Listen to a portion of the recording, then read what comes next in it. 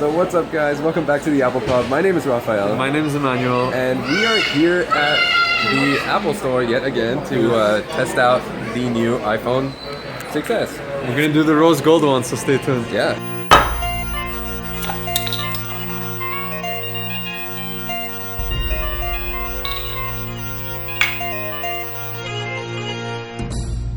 Alright, so this is the new iPhone 6s Plus. Yep. This is the rose gold color. Pink? Yes, but it's actually... Straight up pink. Yeah, it's just pink. It looks more rose gold from the front when you can't see much of the color, but I don't know. It says rose gold as the gold iPhone is gold. So, so basically a few of the new features. Obviously it's faster, it's not lighter, and it's not thinner. You could actually notice that it's a little bit heftier than the... Well, obviously it would be you're holding the 6s. I mean the Plus. Well, yeah, comparing the Plus to the Plus. One of the features Apple has been touting is the new live photos ability. So the camera can take photos that have about 1.5 seconds of video shot. Before and after. Yeah, it's not really a video, it's actually a photo and a separate .mov file when you upload it to your computer, but the result is basically a almost like a lifelike photo. I'm not much of a fan of it. I've been messing around with it and went to the camera. You turn it on and off by pressing this circular thing at the top, but yeah, overall, yeah. Here, test it out. I mean, I'm not. I don't know. Hold on. Get that on. Yeah. No. There have to be movement. Okay, so you don't have to do anything. You just, as soon as you photograph it, it works. But I'm saying. Us talking. Yes. Okay, so photo Take a photo. switches. Yes. Okay, so you go back, photos. You go all the way. Those are fingers. Yeah, and it's low frame rates. If you notice, it's skipping. It's not really a video. Well, hold it. Go back. Yeah. Go back. Now hold your finger on it. Okay, so it's low frame rate. I know, but yeah. So that's live photos for you. Yes. It's very jaggedy, so it's a special use kind of thing. I agree with a lot of the reviewers. It does seem a little gimmicky, but you know, whatever. I mean, if people want the feature, they want the feature. Yeah. I think it'd be nicer for examples like in nature when they had watch. Go back to What? The photos. There was one where they had the water. Yeah, like something like this, where you're still and you're just showing a little bit of life to you know what's going on. I think things like that would be really nice. Yeah, but the photo quality degrades, the frame rates are low. Overall, I'm not a fan of it. I'm going to be turning mine off. Well, I don't think the photo quality degrades, does it? I think it's a little less, yeah. No, I think the main photo is the same.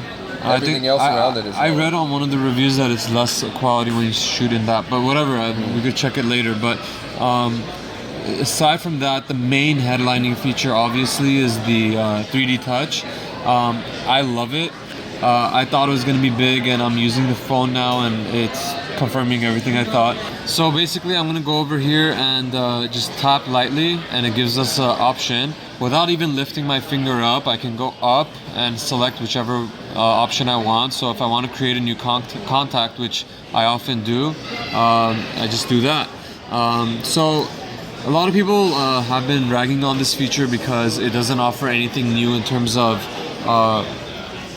not functionality, but new in terms of something you couldn't have done before. But it's the very fact that it's like the right click of touch that makes it so nice to have. I think it's just that it organizes things better. Instead of like, okay, for example, when we were in the photographs, how to share a photograph. Yeah.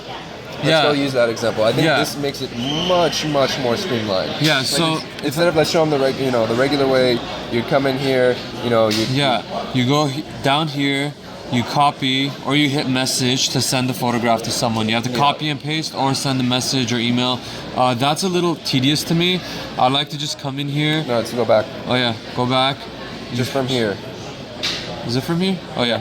Oh, there's a little bit of hiccup. So when you push down, if you see that arrow on the top, it means when you swipe up, you get some options for the photo. So you can favorite or unfavorite, share, copy, or delete. That's pretty much everything I would need to do with any photo, and I would like to just push down. I don't know why it's okay.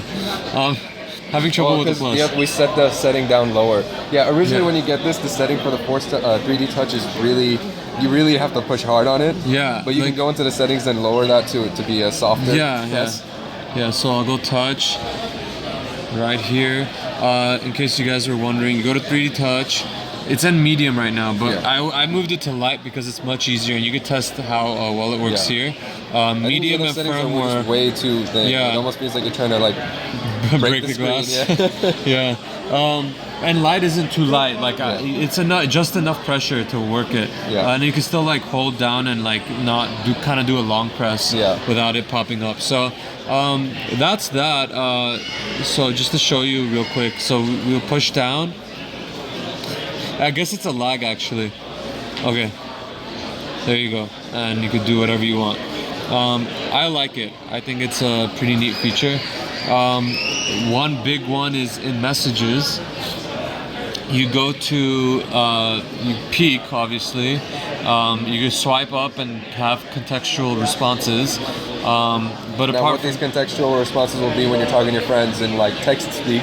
I think it'll be like the Apple Watch though.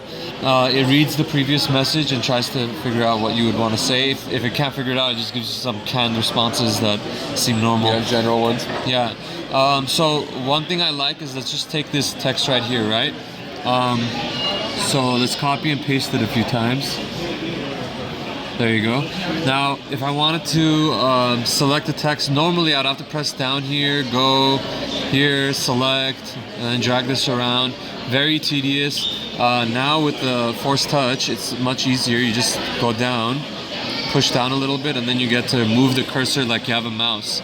It gives a lot of precision. Your thumb isn't here getting in the way of what you're trying to view. Exactly. And another good thing is when you get to a point where you want to select, you just push down a little harder, and then you go ahead and make your selection. So that to me is really convenient. So let's say I want to highlight outside. There you go. If I want to highlight the rest of the sentence, there you go. So I don't know. I really like that feature. I think it's pretty big. Yeah, the one thing to note though, it like you were mentioning before, it doesn't pick single letters. It selects whole words when you're highlighting. And I don't know how people feel about that. I guess on a mobile device it's all right, but I generally like having precision. And it's already precise enough where I could select the whole word, but I guess some people want that. You're getting a little anal about the period not getting in. Yeah, it doesn't select the periods at the end of your sentences. So, I don't know. I mean, little things, but overall I think it's an amazing feature. I'm giving it a little bit of a hard time, but these things I'm complaining about are very minor. I'm still blown away by it. I love the feature. I'm sold on it. I think it's going to change the way we interact with our phones. I think it's not a gimmick at all. And I feel like the mobile platform needed something where we were able to do simple actions quickly and efficiently, and I think this really helps out with that problem. Definitely. Now, about the Touch ID, they did mention that they sped it up by quite a bit. In fact, people are having a hard time checking their notifications without unlocking the screen. Yeah, they can't stay in the lock screen because as soon as they tap, it opens up the phone. No, obviously. We'll show an example of that soon. Yeah. So that is pretty much it. I mean, aside from 3D Touch and live photos, there wasn't really much else to demonstrate. I mean, the speed and all that, that's just something you have to like witness yourself. I mentioned it's a little bit heavier, but overall I'd say it's a pretty substantial update. If you're on a 6, I wouldn't say it's worth upgrading. Unless you're really big on camera features. Yeah, the camera is really nice, but for the average user, if you're on a 5S, this is a really good upgrade. You get the screen real estate, you get 3D touch. Those two things on their own, I think, makes it a good sell. But apart from that, I would hold off on it until the 7 comes out. So those are my thoughts. What do you think, Ralph? I mean, I personally, like I said, if I had the 6, I would be hard pressed not to move up just because of the camera.